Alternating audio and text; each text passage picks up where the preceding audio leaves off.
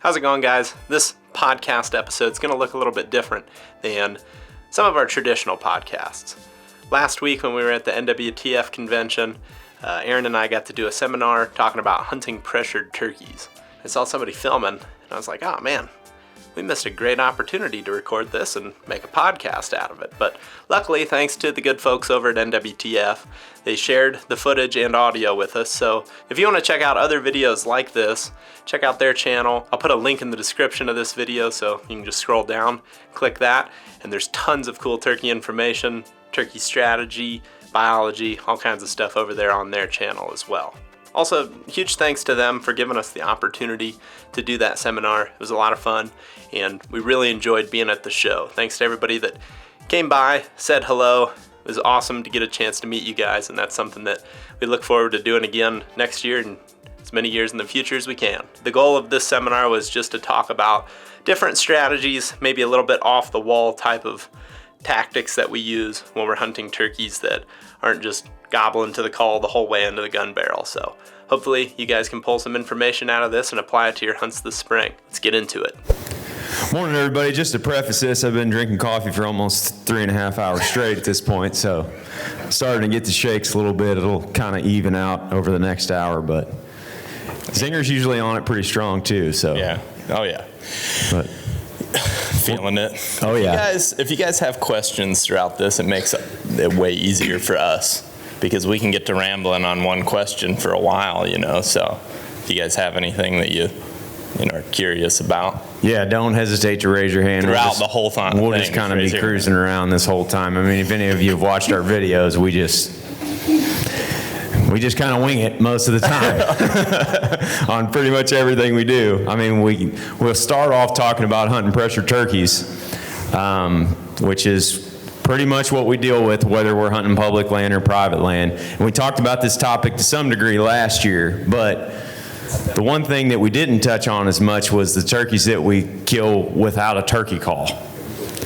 And that actually ends up being quite a few birds when we think about it. And we were just talking about some old hunts that we've had. Whenever we think of hunting pressured turkeys on pressured land, we're either trying to find turkeys in a corner somewhere that haven't been pressured, that act right, if you will, or we're dealing with screwball turkeys that have been messed with for a long period of time. And those are the ones that we end up killing a lot of times without a call, like that Georgia turkey.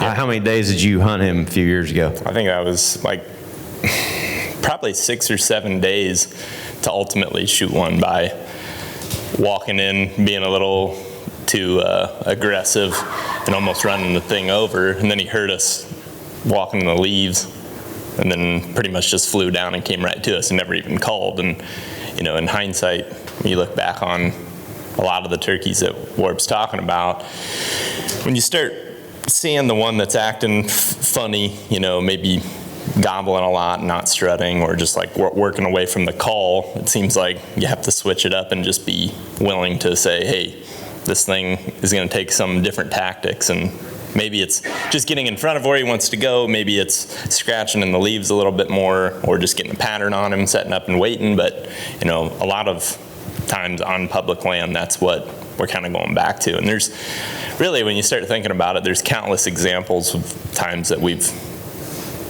used those types of tactics. And then along the way too, maybe you do get lucky and one's fired up that day, and along the way you're patterning one, and then all of a sudden one goes nuts. And these things don't fit in a box. I mean, everything's a little different each time. But yeah, I mean, if you go onto a public area that's got a bunch of trucks in the parking lots every day, and it's the second week of the season, it's been open for 2 weeks, and there's a turkey gobbling 400 yards from the parking lot with 5 trucks in it, if that turkey spent any amount of time in that area gobbling every day, he's a trick, is what he is a lot of the time. Because everybody hears him, they go after him, they set up, they start calling to him.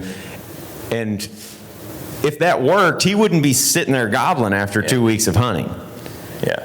So the chances of you calling him in that day, it could happen, but they're not very high. Yeah. You got to think outside the box, like what Zinger's talking about. A lot of times too, they've been shot at or bumped or whatever, so then their whole approach into a calling setup is going to change, which is obviously going to make things a lot more challenging. But I feel like in those situations, you know, if we're dealing with a turkey that we can tell has those traits, like he's moving a lot, he's not necessarily, I don't know if this makes a lot of sense, but you can't hear him drumming. You can tell he's not strutting. He's just constantly on the move. Gobbling and moving, here, moving and moving. Then over there. But, you know, maybe you can get some sort of pattern, like he's on a specific ridge every day.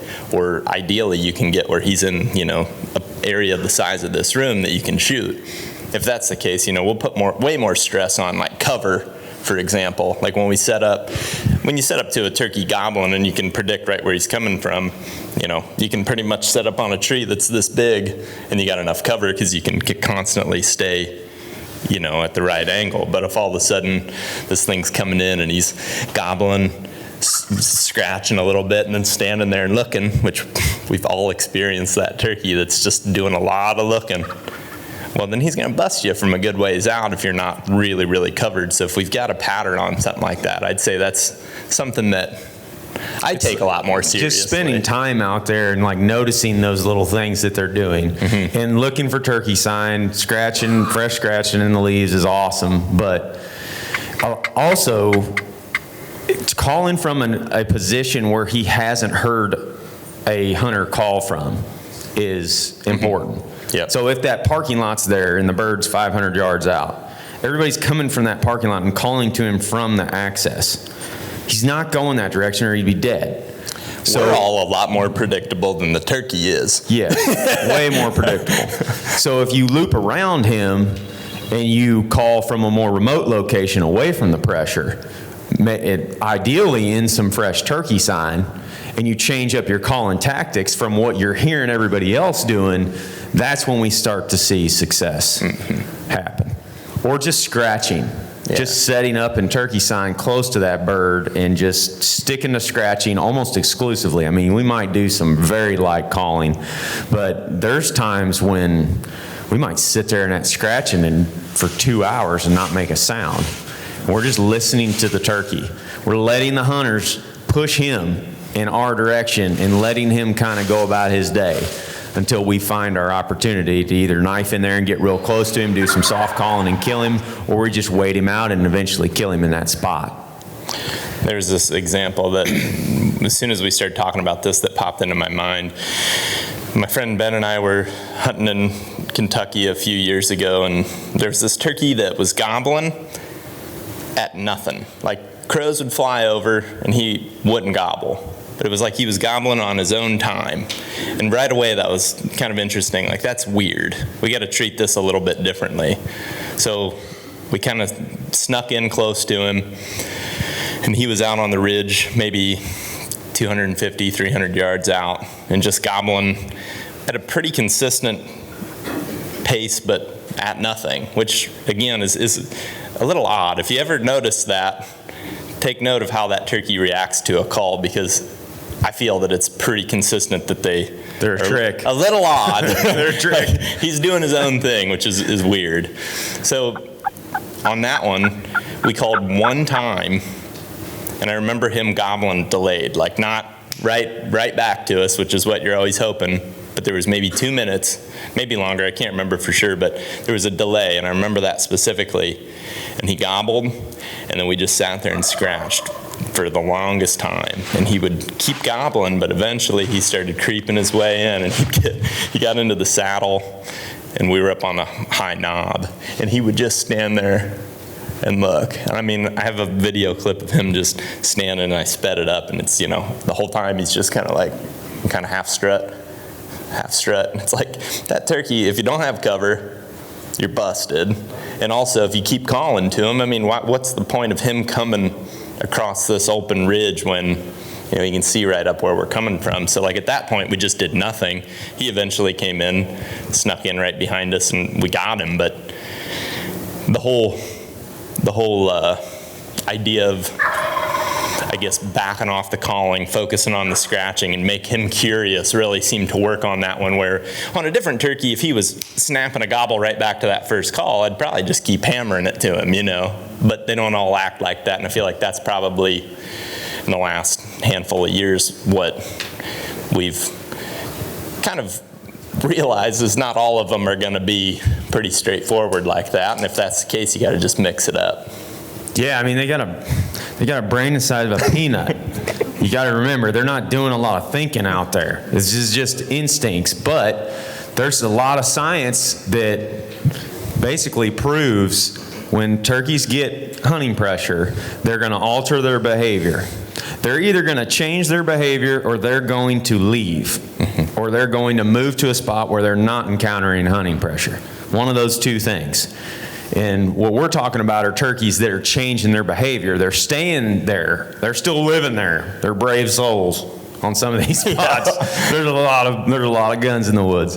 But they're still living there and they're still gobbling, but they're changing their behavior. They're not acting like they were 2 or 3 days before the season. Mm-hmm. That's why they're not dead, and in somebody's freezer yet. So you have to alter what you're doing. And I guess where I'm going with that is they have a small brain. If you do something that they have not encountered that still is realistic, like a real hen in that area, it will work. Yeah. I mean, people use the term call shy all the time, and I don't know that I'm necessarily a fan of that. I don't think that's true. I think they might be call shy to what they typically hear, but if you get in a spot and you do some light scratching and very realistic clucking and purring in a spot where they're not used to seeing hunters or encountering people, that's different from what they've become accustomed to over the last 2 weeks of hunting pressure. Yeah, I think that call shy too can be chalked up to back to what Aaron was saying about people doing the same thing. I always think of the easy example of in a timber setting, you're walking down a path like a logging road or something, and you're going up and down this logging road and you're seeing a bunch of boot tracks here on the ridgetop. It's you're probably not the first person, if not even, you might be the 10th person to come down that ridge in the last week doing the same thing, and especially if you're blasting calls when the turkeys are already feeling that pressure. I mean, one thing that seems consistent as well is if the turkeys are getting pressured, the hens also stop talking as much, where before season, and turkeys are more grouped up, everybody's talking out there. You go out on a really good morning, you're hearing hens, you're hearing a bunch of gobblers, you're hearing jakes yelping, but then as the season progresses and turkeys start to split up, you're not hearing that as often. So if you're going down a ridge and blasting calls off every, 100 yards or whatever, especially on a place where other people have done it, it seems like that in these situations where we're talking about isn't necessarily the best thing, because they kind of are I've heard that They might answer you, but they ain't coming up there. Right. Yep. Not after they've been pestered. Maybe on opening day they'll do that. Yeah, and that's the thing too. It's one thing that does also seem consistent is your first 2 days of season, it's that's when you put the pedal to the metal and you hunt aggressive. Past that, maybe think more a little calculated, bit outside the box. Creative. Yeah. This is not just for public land either. Mm-hmm. Turkeys don't know how to read a public land sign or a no trespassing sign on private land. They don't care about that. They just know there's humans here. That's bad. That's dangerous. Stay the heck away. Mm-hmm. So you can be hunting private land or a hunting club or something with other people, and if you got turkeys on it that are acting screwball towards the end of the season, don't do what everybody else is doing. I always like to think about numbers and examples. If you got a property, public or private, and there's 8 longbeards gobbling on it before the season. First 2 days of season, 2 of those dumb ones are toast. They're dead. Maybe through the next week they pick off another one. But then through the rest of the season, there's 4 or 5 gobblers still in that area, and everybody throws up their hands by the end of the second week. Oh, these turkeys are call shy, there's none left, they're not gobbling, da-da-da. They're still there.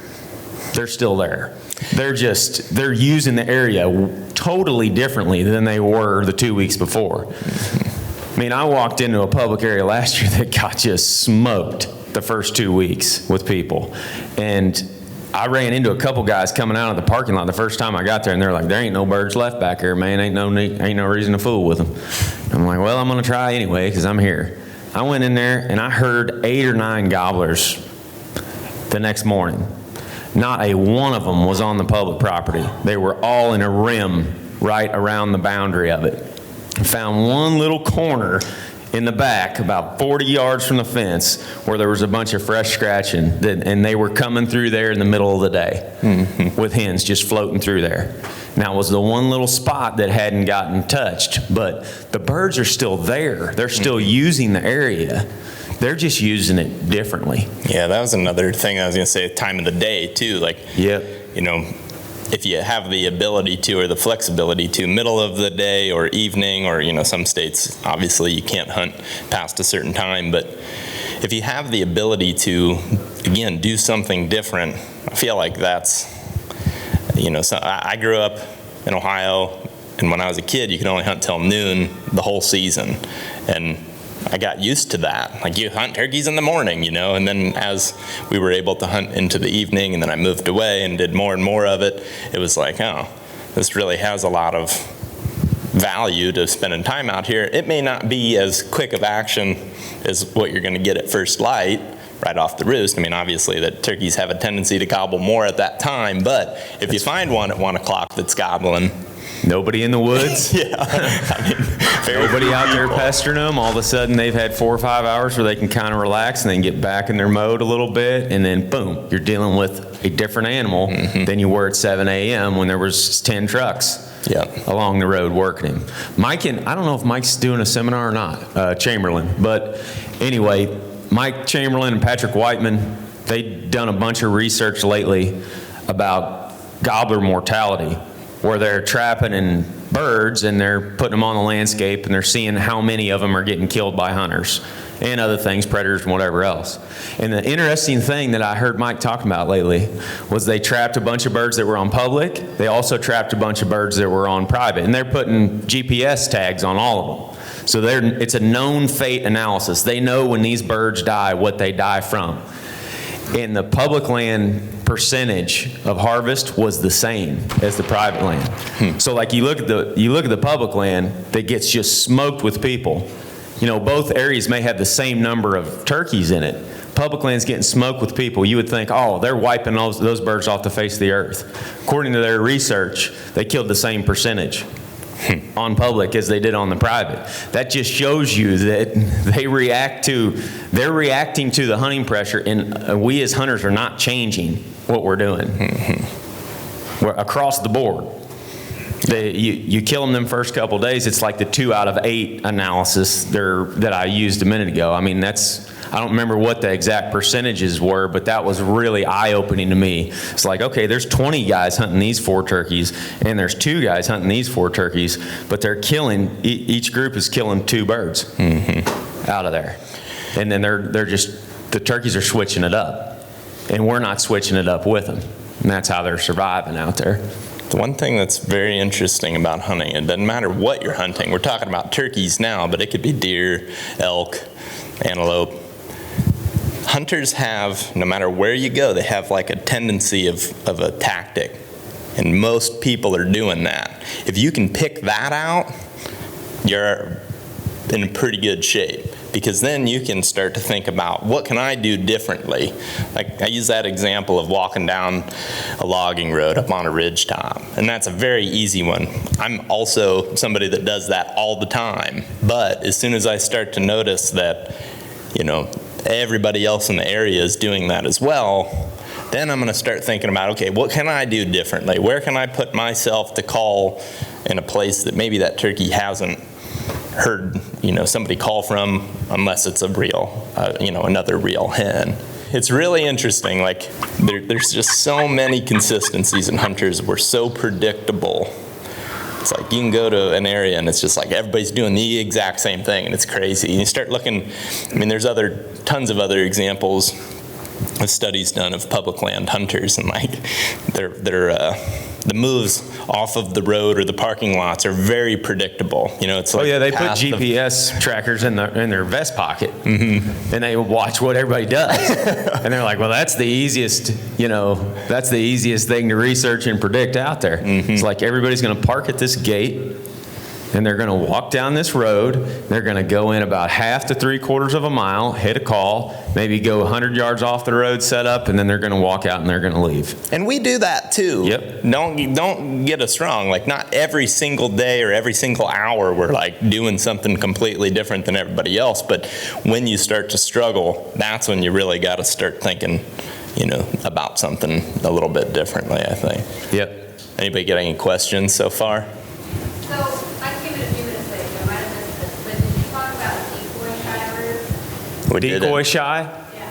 Yeah. Not specifically, but that goes hand in hand with what we're talking about. If you're hunting field turkeys that are getting pressured and they're seeing decoys, remember that in Minnesota a few years ago, like those open tops we were dealing with? It's like there's this awesome habitat, these big open fields. These turkeys are pitching in the woods and they're coming out in these fields. You put a decoy out in one of those fields the third week of season, as soon as they see it, they're gone. I mean, like the head turns red and they run out of the field. That's because 2 or 3 of their buddies or their brothers got waxed in that field on an opening weekend over a strut decoy, and they just pick up on that. If you're hunting in an area though where they don't see decoys very often and they're getting pressured by other means, then they could work. It all depends on what they associate danger with, and they pick up on that danger really quick or they die. So, I mean, think if Warb and I are two turkeys come flying into a decoy and he gets blasted off of it. That's going to have an impression on you. I'm probably going to be pretty freaked out next time I see that same turkey over there. After you flog my flopping body on the ground, you're going to run off and then realize, like, that's probably not a good idea. Oh, wait. Something went wrong there. Yeah. Did you have one? What about the South Florida public land pressure? South Florida?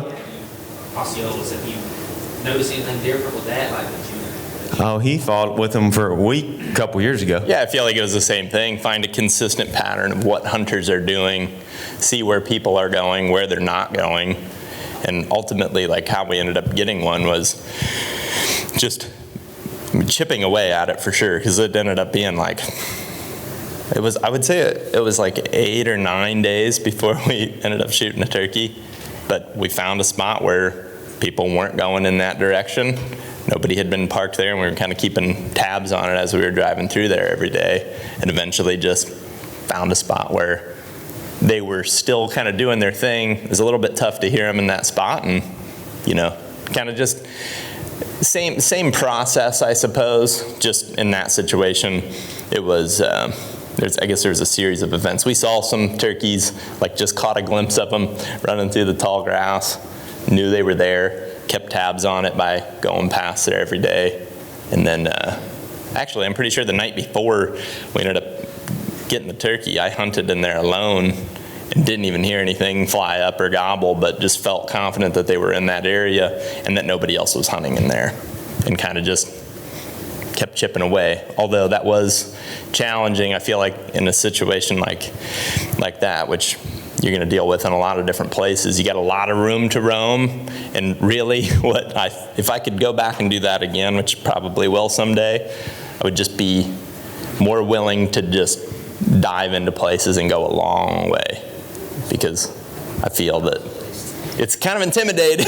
I mean, walking through water this deep, it's a little freaky when you're going turkey hunting, but, having... Yeah, it just depends on what people are doing, though. Like, if if they find a good trail where they can get 2 or 3 miles back there and not get wet like what he's saying, then they're going to go back there.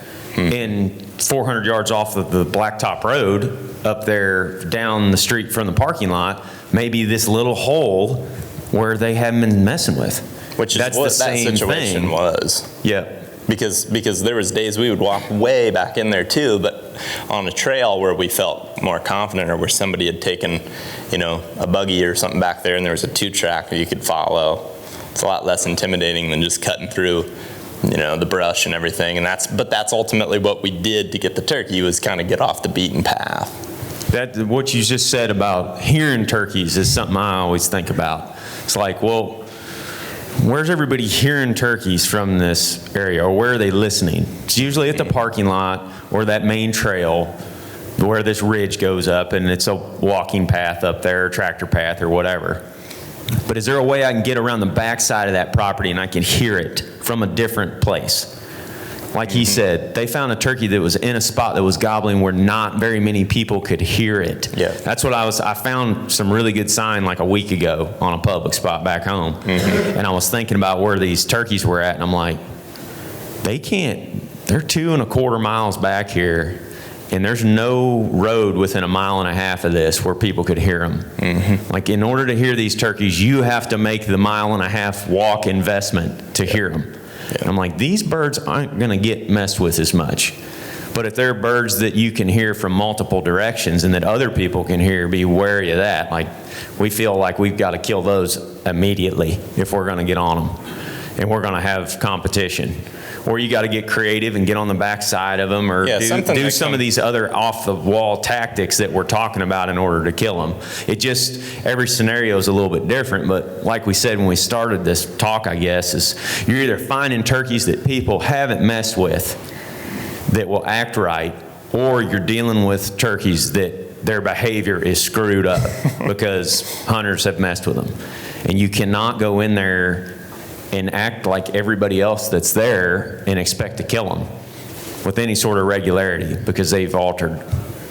Yeah, something that you do that, like, I learned from doing it with you, is parking, just stopping on a county road, shutting your vehicle off. You might be on the blacktop road, and it might be private land between you and the ridge that you're listening to, but from that spot, at last light, you owl hoot or something, and you can hear the turkey. Where if you come in from the public, where you would actually go in to hunt the area, you might not be able to hear the backside of that ridge. And just like thinking, what angle you're going to be able to hear, whether that's using the terrain or like a field or something where you can hear you have some open air between you and where the turkey is, just to locate turkeys is like a huge step in the right direction when you're struggling. Yeah. Oh, yeah. Yeah. Do you see like pressured turkeys using the terrain differently than when they're pressured?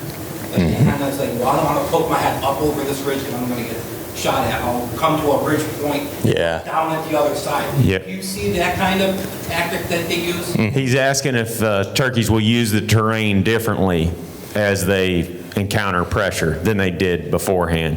Yes. Like we're talking about these trails. A lot of times these trails are fire breaks with wheat sown in them on a WMA or something.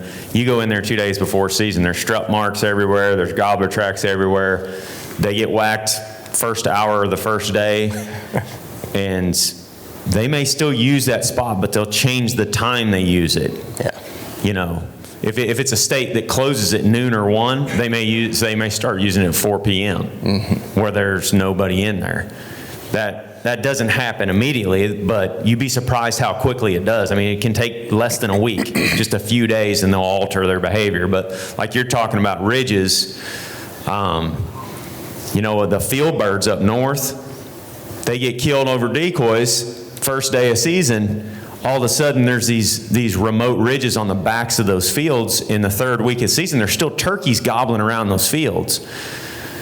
But don't set up in that field, and especially not with a decoy, because that's what's already worked. They're going to pitch down on those ridges and maybe drop to a little secluded bench right below them, or right out on the point of that ridge, and that's where they're going to gobble and bring up hens and strut.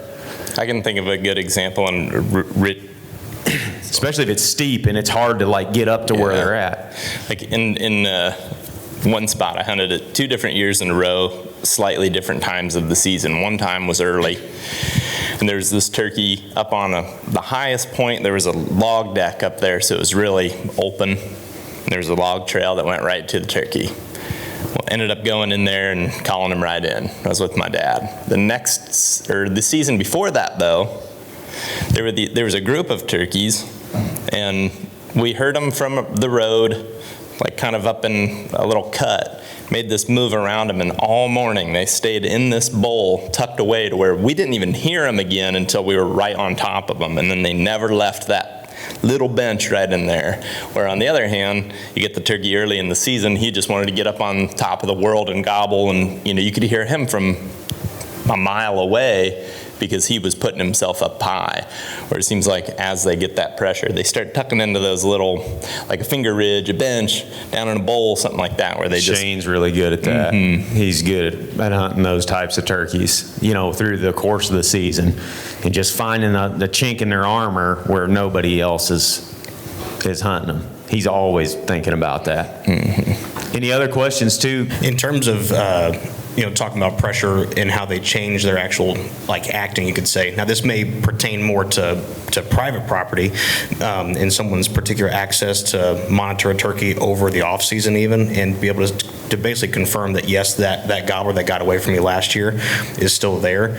Have you seen that those gobblers, I always say they're frustratingly stupid because they do have a small brain, but they outsmart you in various different ways because they're not dumb as well, because their instinct is survive. Have you seen that across a season, if you've had the opportunity to say, I'm hunting that bird that got away from you last year, that they've carried that knowledge over to the next season?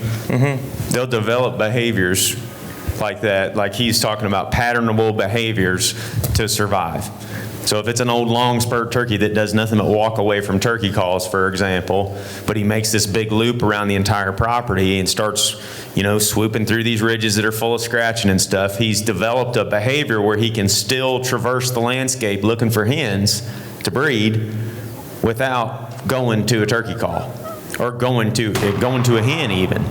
We've noticed them where they almost seem to know the voice of the hens in their area. So like one hen will yelp with a certain tone, and when she's alone and looking for a gobbler, she may just yelp 3 times.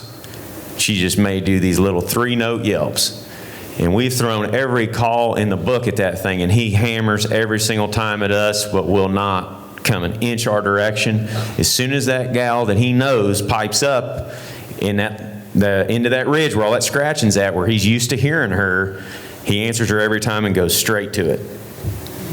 Like kamikaze to it. But that's because he knows her. That's what I think anyway. Maybe I'm wrong about that, but I feel like they know the birds in their area and they know what they do a lot better than we do. It's a lot like hunting a big buck. Like he's going to start to pattern the hunters and know what little seams that he can work through without people bothering him. And what's the difference between, an old buck and an old tom? Not really much. They're avoiding. They know what they need to do to survive, and they're going to continue. They're not smart, like you said, in their ability to do critical thinking and analyze these things or anything like that. But they can alter their behaviors with their instincts to survive. And once they figure out a strategy that keeps them alive, they repeat that. Yeah, they know what works and what doesn't. Yes. Yeah, especially if they've been shot at. You mentioned earlier, everybody's going down the log trail, right? That's the easiest place. Most time, people are using that log trail because you're quiet, getting in there, right? So, do you guys have any advice? What are you doing? Are you getting there early to try to get, I always say on the back side of them, where everybody's calling you on a kind of That's a great question. Is that what you do? Are you getting in there early, or you got any tips? Or we walk like turkeys a lot. One of the main things that we do is stop and go, constantly listening. And you'll see in videos a lot. You'll see it a lot in videos, but we can't include all of it because nobody wants to watch us walk through the woods scratching constantly. But if Orb and I are hunting together, for example, and we feel like, at any point walking from here to the wall over there, we might hear a turkey scratching or drumming, we're constantly easing through, take a couple steps, and then scratching, and then stopping and listening. We're not just listening for gobbling at that point. We're listening for spitting, drumming, walking in the leaves, scratching in the leaves, hens yelping, things like that, ultimately are going to tip us off to where they might be. And to cover our own noise, I feel like acting like a turkey is probably one of the best things that you can do. I mean, we also get a lot of practice in this in deer season too, because we hunt so mobilely while we're deer hunting, and just trying to act like something that you're hearing in the woods seems to be really, really helpful versus like having a destination in mind where it's like, if we're gonna go set up on the wall over there and we just blast through, just like, well, we gotta get there. I mean, at that point. We rarely do that. Yeah, you're gonna make unnatural noises, but you know, if you can sound like a turkey and kind of be calling to them at all times and be on your toes, and that's where, you know, the old classic tip of like, always have a tree picked out. Like every time you stop, scratch, and listen, okay, we're listening, and then all of a sudden drumming over there in the corner, it's like, okay, we know we're going to this tree. Or if he drums over here, we're going to that tree. And just kind of keeping that. Yeah, like you said, like mind. you talk about often with ground hunting, it's like grab cover. Mm-hmm. Anytime you stop to listen, grab cover. That you know, you could just be leaning against a tree. But if you just scratch and all of a sudden you hear, then you can just melt into that tree and you're good. I mean, that's worked several times and helped us kill birds. Well, even when we're going in it before daylight and into an area where we know that a tom is roosted, we don't know exactly where he's at, and you're just waiting for him to gobble.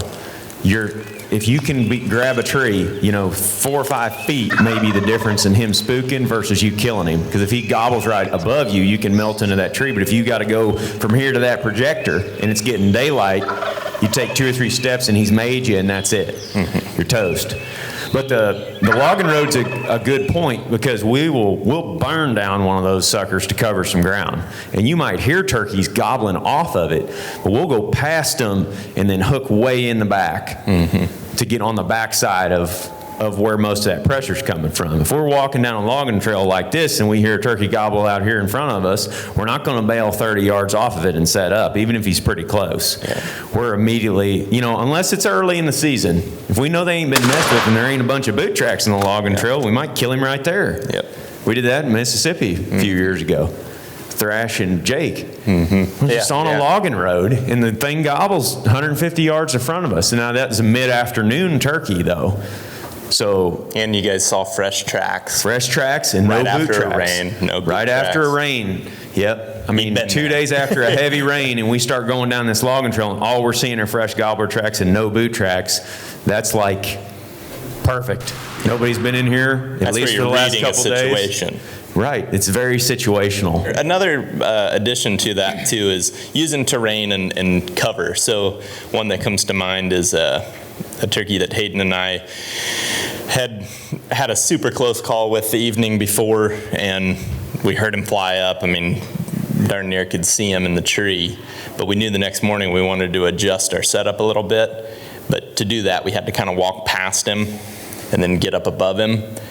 And in the dark, we were crawling through mountain laurel for like an hour and a half, just really doing that stop-go thing where we weren't making so much noise that it sounded unnatural. Like, what's the difference between us crawling for, 5 seconds, stopping for 5 seconds, and a deer doing the same thing? Because other animals that are in the woods making those noises too, and just trying to tune into that. I always like to use that, like tune into your surroundings. If you're tuned into the woods, you feel like you sound like the woods. If you're not, you sound in your own ears even that you're crashing. It's like, just try to relax, take a deep breath, and say, all right, we'll get there.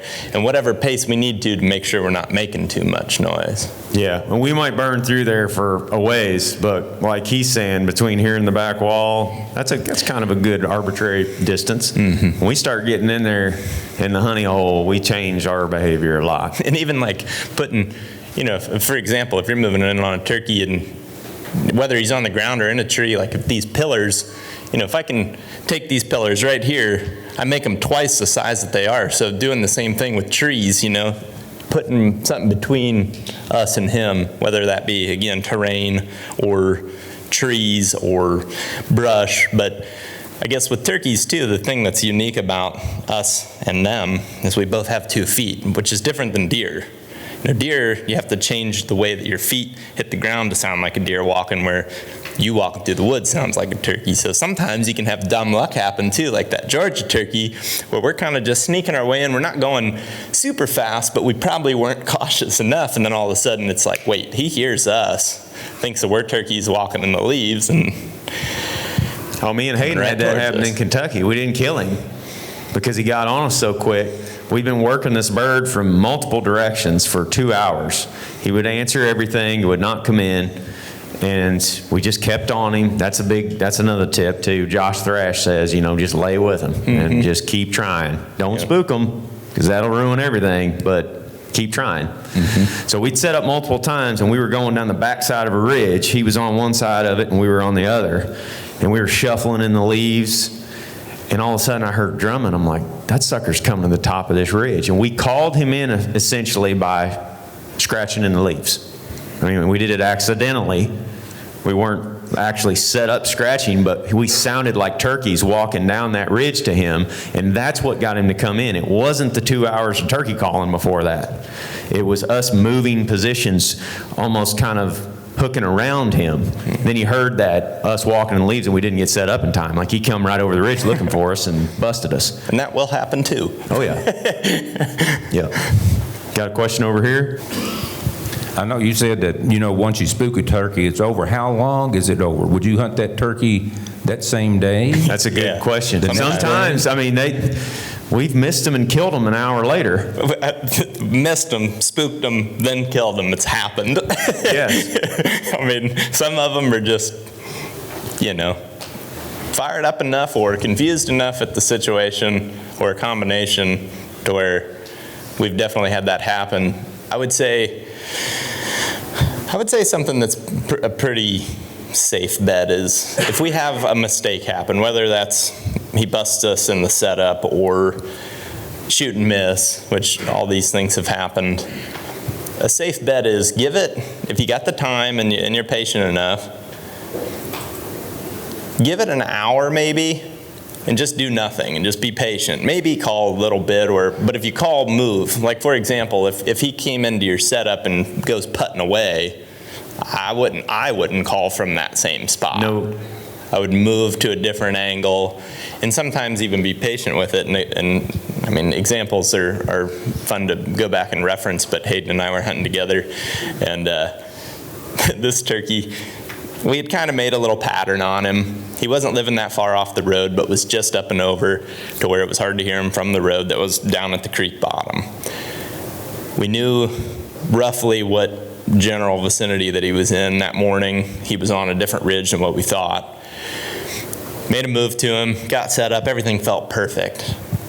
He gobbles on his own, we sit down, gobbles on his own again, call, and it's just like he's facing us now. Like, there's a really obvious change in his gobble, because now he's facing us. Next thing you know, here he is, coming right down the ridge. Well, right at the last little bit, he started cutting to our hard right. I was filming on the right, Hayden was on my left, so it kind of just made that awkward angle. Next thing you know, turkey sees us, putts, and we heard him go right off the ridge and just didn't really hear anything else. Where I figured, we both figured that if he would have kept going, we would have kept hearing his feet until it kind of faded away, but it sounded like he just walked down there and stopped. So we kind of just waited a little bit, threw our hat around a little angry about that one, because it was the last day that we were going to be there, and we were a little frustrated, and we ended up walking down the ridge, calling from a different angle, and he didn't hear anything. Gave that probably an hour, 45 minutes, and what we were doing too at this point is we were just separated listening, trying to see if we could hear him, because at this point we really didn't know if he had left for sure or not. Well, then we eventually sneaked back to where we had last heard him, almost right where we had last set up, but came at it from the exact opposite direction. Like, we had come in on our first setup this way, now we're coming in at him this way. And I remember Hayden being up ahead of me, and he's walking up there, and I remember I was watching him or filming him, I can't remember, but he went. I'm like, well, something's happening. And he comes back to me and he's like, he's drumming right up there. I can hear him walking in the leaves and drumming right where we last heard him. Sure enough, we go over, set up, call, scratch, make all kinds of turkey noises, and he did not gobble until right before he came back up there. So it's like we trusted that, light walking in the leaves and the drumming, and he came right back in, and we had just busted him not 40 yards from that spot, and then Hayden missed him. He was putting though, right? He did putt. He like trotted off or ran off or whatever. Yep. He just putted and kind of that like. Yep. And then we heard him just. That's what they do. They escape the danger real quick or what made them nervous, and then they calm right back down. You got to give them some time. Like an hour is a good rule of thumb. But I'm thinking back to birds even at the farm that we've had come in. This is on, our private land at the beginning of the season. They come in and they bust us and putt.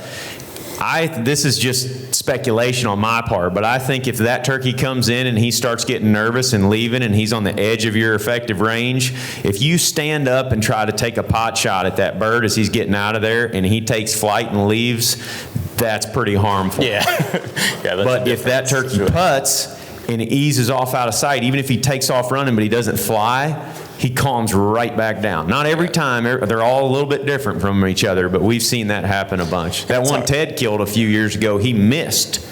The turkey come in on us real quick, and like right when he shoots, the bird drops his head and he shoots over top of him, and the turkey flaps his wing once and takes off running. And we left the area, went and chased some other birds for 3 hours, and on the way back to the truck, we heard that sucker gobbling on the same ridge that he missed him on. And we made this big loop to get up there with him. And we eventually killed him on the back side. Like the same deal. Like we called him in coming this way the first time. The second time he was gobbling up there, 3 hours later, we come up the back side of the ridge from the opposite direction. Called him in using the same calls as we did before. Yeah. And the second time he came in, he was gobbling and strutting more than the first time. But the point is that the turkey came in so quick, he didn't see us. He heard the shot. He didn't get hit by anything. It's like a tree fell. I got to get out of here. So he runs off 100 yards, and then give him an hour or two, he calms down, and he's gobbling again. It all depends on how you spook them. Like if you flush them off the roost, they're probably going to go a long ways before they calm back down and go back to doing what they're doing. Sean, our buddy, this was several years ago now, but he missed one right off the roost, called the thing in, came right in, he missed it. It pitched and went over a fence line into a different field. We tried to make a move on it. He saw us, and I remember watching him run off the field, and then literally like 30 minutes later, the same turkey came back in and he shot him, and we knew it was the same one because we filmed the whole thing, and you could just tell in the barring in his fan, it's like, well, that's obviously the same turkey, but we missed him, spooked him, killed him, and that, was kind of a funny moment for us. So I think all those situations though, like you're always doing something a little different the second time. And also, like Warb said just a second ago, if one does something real crazy and really gets out of town, that might be a little bit of a different situation, but if they're just lightly spooked, and you feel like maybe he doesn't really know what's going on, keep after him. Like you said, the bird sees you, it's over with, but we've shot birds and just sat there, sometimes for half an hour on that dead bird until the others fed away. Yeah. That's and we smart. called them back to the same spot then 2 hours later because they didn't see us. Right. That's the perceived danger. The shot to them didn't mean nothing. Yep. And their dead friend out there didn't really mean much to them. But boy, if you jump up and run to that bird, you better find a new spot. You're managing your pressure on that particular flock of turkeys. Yeah. Just curious if you'd seen that or. Yep. No, it makes sense for sure. Definitely seen similar scenarios to that. Yeah, if you made a good shot and he dumps right over, I would say it's our preference to just like hang loose if there's multiple turkeys for sure. Because it definitely makes a difference, I think, in the future, because we've had situations where, we've eventually bumped them, or maybe I can think of one in particular where we shot one turkey out of a pair. The other one hung around long enough that he eventually saw us. Our setup wasn't that good. And then same deal, filmed the turkey, had a broken tail fan, can pretty much say that's 99% sure that's the same turkey. And from that point on, he was real weird. And it took us multiple days to eventually get him, and how we ended up getting him was he got himself in a little bowl, kept gobbling in that same spot, and had to crawl up there and shoot him, which is completely different tactic than the first day when him and his buddy came screaming in, but it's like had he not known anything happened there, then yeah, the point is he's still killable, just not the same way that that's a good point. Brought him in. Any other questions? Here, you can just use my microphone since I'm handy. Is there a point in the season where you just assume that the birds are pressured, they're changing their behavior, and you're starting with plan B, or are you starting every area like with your prototypical approach, I guess? That's a good question. There's a little bit of that. There's a little bit of assumption, second week of season after it's been open for a week, and you got turkeys that are gobbling close to the parking lot. Yeah, you can assume they've probably been messed with, but looking for the people sign is where the rubber really meets the road. Like, you can find some public spots a week and a half into the season that haven't been messed with. If there's not a lot of tire tracks, like if they're crusted over because it rained 3 days ago and nobody else has pulled in there, like Zach's talking about that Florida turkey, and you're driving by there and you're monitoring that one parking area that hadn't seen a vehicle in it in 4 or 5 days. If you go walking in there and you don't see boot tracks, I don't care what time of the season it is, really. It's like the turkeys that are there are not going to act like the ones down the road where there's been consistently 2 or 3 trucks parked there. That's actually, something about that Florida example that I forgot to kind of mention is because we failed for so long, there had been this big period where people had left. That initial wave of the season, first 4 or 5 days, had come and gone. Well, then there was another 4 or 5 days, because we did end up shooting the turkey, I think, on day 9 or 10 of being there. So we had been there for long enough that, people had started to leave the area, and then they kind of seemed to relax a little bit more. And like Warb said, I think the number one thing is just trying to pick out that hunter tendency first. I look back on a lot of things. That's what a lot of hunts, there's always one lesson that I take away from almost every single hunt, and it's that hunter tendency almost more than anything. Because no matter where you're at, this is my belief at least, not everybody agrees with this, but a turkey is a turkey, a deer is a deer, an elk's an elk. They are affected by us. Yeah. And our tendencies may change depending on where we're at or what our habitat terrain, the landscape looks like, the access looks like. But picking that out is kind of our number one goal, I would say, going to a new area. We get that all the time too. It's like, the turkeys around here are the hardest turkeys in the world ever. It's like, versus the turkeys over here, the hardest turkeys in the world ever. It's just a function of the pressure and the habitat that they live in. And it just all depends. You could be in a great turkey state, with an amazing turkey hunting property with no pressure on it and great habitat and birds everywhere, and you go down the road 3 miles and there's not good habitat and few turkeys and hunters all over the place. So you got 2 completely different scenarios, and they're 5 minutes apart. And different experiences just depending on what spot you chose to start. You might have a weekend to hunt, and if you accidentally pick the place that's getting all the attention, you might have a pretty bad experience where, maybe the next year or just down the road, you have a totally different experience. But figuring out the hunters is the first step of that. I'm also thinking about that Mississippi turkey that was day 8, in 16, the one that you killed. Yep. That thing gobbled 3 times in 12 hours. He gobbled 3 times on the roost in the morning, and we hunted him all day. The next time he gobbled was with 20 minutes of legal light left at the very end of the day. To an owl hooting. Yep. And then he proceeded to gobble about 20 times and get shot in the next 10 minutes. But he gobbled 3 times from the start of the day to the end of the day, and that was in the middle of the second week of the season. There was people all over that thing. I don't know if it was that day or a day or two before, but I remember another guy passing us when we had just heard him the first time. We're like, oh yeah, we got one to hunt. But then somebody comes rolling down the road and we're like, everybody knows about it. Heard that turkey. But he's altering his behavior. He's not. That's an example on the other end of the spectrum where he's just going tight-lipped. He's doing strutting and drumming around and I wasn't loud enough to say I'm on him on like day 3 or something when you were still hunting. Yeah, but even that day we almost killed him by setting up around the back. Like the hunters were going in on him and he was gobbling with some hens and moving away from the hunters, and as we could hear this happening, we looped all the way around him. And they basically pushed him towards us. And we almost killed him that day. But I didn't say, I'm on him, loud enough. And we have some sweet footage of him popping out, giving us a look, and then going right back the other way. He died 4 or 5 days later. Yeah. Do you have a strategy for late season birds where a lot of the hens are nested and they gobble and they take off? And I mean for a mile or more, and they will respond to your call, but the next time you hear them, they're a quarter of a mile farther away than they were when they gobbled at you. Well, I wouldn't say a cut and dried strategy, but often no call. I mean, we killed that one in Iowa at the end of the season last year, and we set up on that thing 4 times in 3 hours, every single time that we got close to him. I mean, we tried calling him from 200 yards, we tried calling him from 50.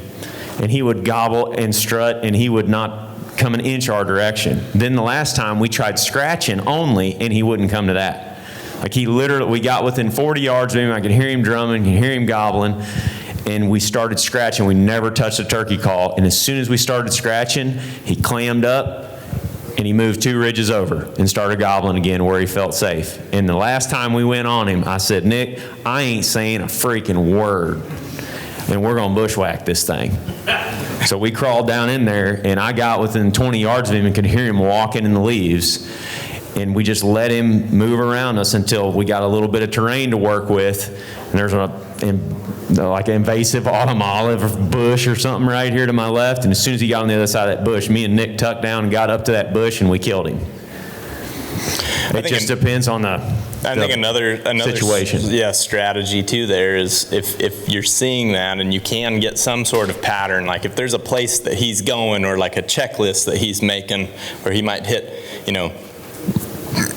whether it be a field corner or a finger ridge, but if he's having these consistent stops along the way, just being patient in those locations has been a strategy that I'd say we've used. And I remember one turkey that we never actually saw the turkey, but every single day we would hear him gobbling, and he was one of those turkeys that it's like every couple of minutes or less than a minute at times, he's just blasting one off. And he'll get into a spot and he'll do that, nothing. And then next thing you know, he shows up on a different ridge. He goes all the way down and back up. And when he's traveling, he's not gobbling, but then as soon as he gets up there, he's letting loose again. And I remember the one day we had made this loop all the way around him and had got in front of him. And I'll never forget the feeling in my gut saying, do not call. But the turkey hunter in me was like, well, I'm going to call anyway. And I did it, and sure enough, just like every other time, that was it. Never heard him again. And it's just like, you look back on those and you're like, I knew better. Why didn't I just trust my gut?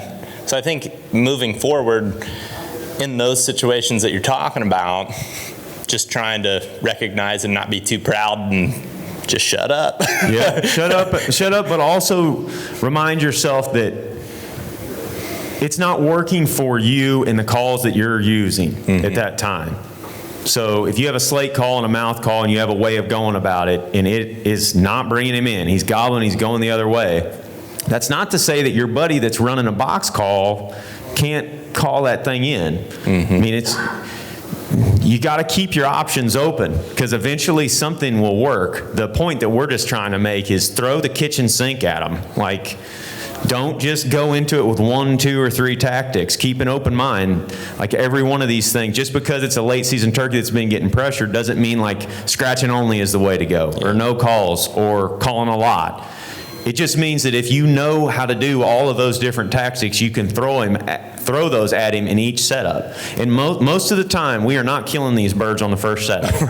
It's like the 3rd, the 4th, the 10th, a week later on the 20th setup on this turkey, we're killing them. But we're trying something just a little bit different each time. Like we're throwing a different wrinkle in there, and then you see one of them work, and it's like, dang, I can't believe that's the way it happened. But then it's like your toolbox just expands, Yes. right? Because now you're like, well, this can work, you know. Went on a whim and said, let's sit on this ridge where he's been going. Next thing you know, he walks past it at 30 yards and you get a shot at him. It's like, well, I know that can work.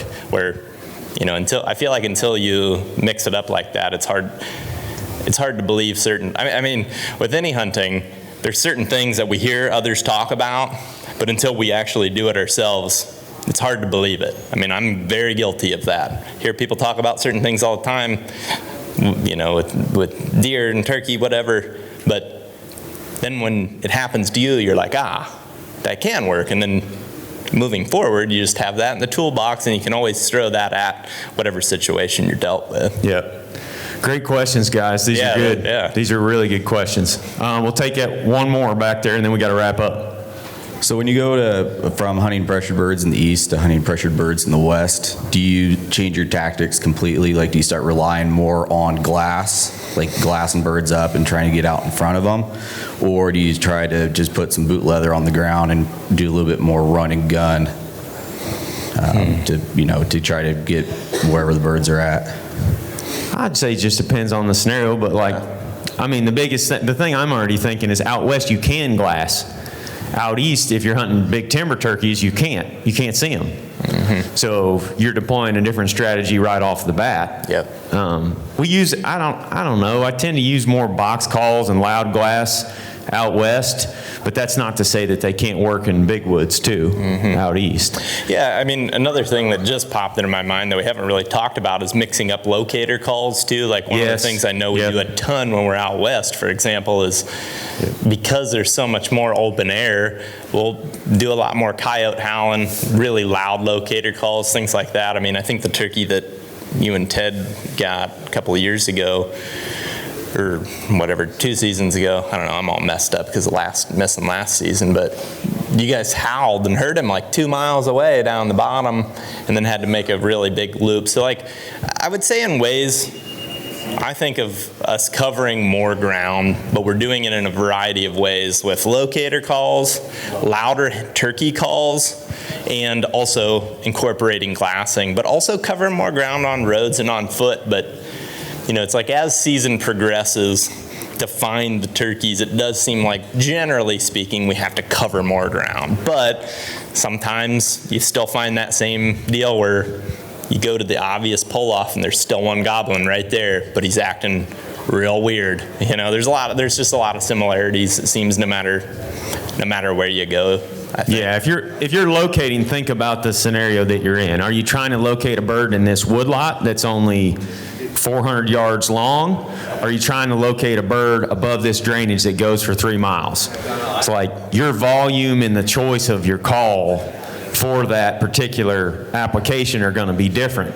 You know, and if you're calling out west and you're trying to hear a bird from 2 miles away, you need to get the volume out there with a high-pitched box or a coyote howl as loud as you possibly can. You know, but if you're trying to locate a bird from here to the back of the room, you're obviously not going to do that. You're going to use a different strategy. You're going to call softer or whatever. But we got to roll. We're already running a little late, I think. Cool. Thank you guys for coming. Appreciate it. We love all of you, by the way.